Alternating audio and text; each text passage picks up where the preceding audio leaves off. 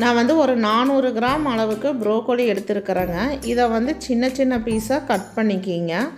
கல் உப்பும் மஞ்சத்தூளும் போட்டு கொதிக்க வச்ச தண்ணியில் ஒரு 2 நிமிஷம் மட்டும் போட்டு இதை நல்லா அலசி எடுத்துக்குங்க. அதுக்கடுத்தது ஒரு 2லிருந்து 3 டீஸ்பூன் அளவுக்கு பட்ரு இல்லைன்னா நெய் விட்டு இதை வதக்கி எடுத்துக்குங்க. இப்போ எண்ணெய் ஹீட் ஆனதுக்கப்புறம் 1 ஸ்பூன் கடுகு 1 ஸ்பூன் சோம்பு போட்டு வெடிக்க விடுங்க.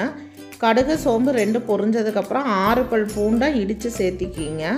3 பெரிய வெங்காயத்தை கட் பண்ணி இதில் சேர்த்திக்கிங்க. 2 பச்சை மிளகாயை கட் பண்ணி சேர்த்திக்கிங்க. இது எல்லாத்தையுமே வந்து நல்லா வதக்கி விடுங்க. வெங்காயம் வதங்கினதுக்கப்புறம் ஒரு 3 தக்காளியை நல்லா பொடியாக கட் பண்ணி இதில் சேர்த்திக்கிங்க. தக்காளி மசிகிற வரைக்கும் நல்லா கலந்து விடுங்க.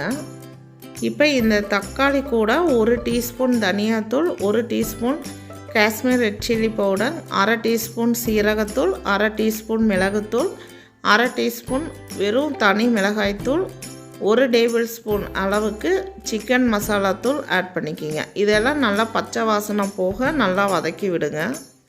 மசாலா தூள் ஆட் பண்ணினதுக்கப்புறங்க கொஞ்சமாக ஒரு 2 கை தண்ணி தெளித்து விட்டு எண்ணெய் பிரிஞ்சு வர வரைக்கும் வதக்கிக்கிங்க.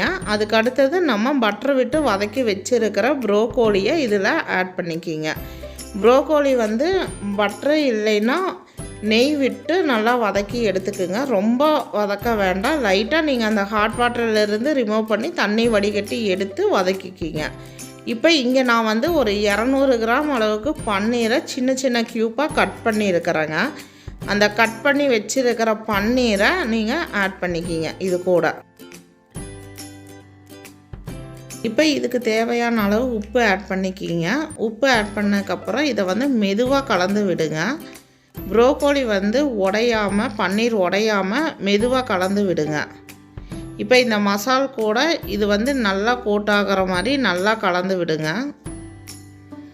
இப்போ அடுப்பை வந்து லோ ஃப்ளேமில் வச்சு ஒரு தட்டு வச்சு இதை மூடி வச்சுருங்க.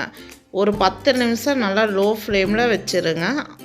10 நிமிஷம் கழித்து மெதுவாக கலந்து விடுங்க. இதை வந்து ரொம்ப அந்த ப்ரோக்கோலி பன்னீரெல்லாம் உடையிற மாதிரி கிளற வேண்டாங்க. மெதுவாக கலந்து விடுங்க. அவ்வளோதாங்க, நம்மளுடைய ப்ரோக்கோலி பன்னீர் கறி ரெடிங்க. இது வந்து உண்மையிலேயே வந்து ஒரு டிஃப்ரெண்ட்டான டேஸ்ட்டில் ரொம்ப நல்லா இருக்குங்க. கண்டிப்பாக ட்ரை பண்ணி பாருங்கள். இந்த ரெசிபி உங்களுக்கு பிடிச்சிருந்ததுன்னா லைக் பண்ணுங்கள், ஷேர் பண்ணுங்கள், மறக்காமல் நம்ம சேனலை சப்ஸ்கிரைப் பண்ணுங்கள். தேங்க்ஸ் ஃபார் வாட்சிங்.